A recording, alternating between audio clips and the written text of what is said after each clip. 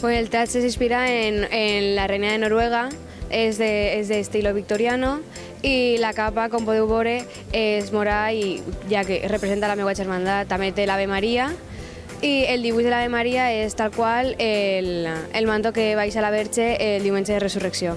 Porta 20 patxes, les dos cambreres, i les corones van a xoc amb mi, les cambreres. Els 20 patxes són xiquetes de la meva germandat, tant d'ella com de fora, i les cambreres són de l'hermandat i també amics de família. Pues la fervor que té la gent, el comís a veure el pas com sent la Setmana Santa. Molt intensament, la veritat, un poc de cansanci, està clar, però val la pena.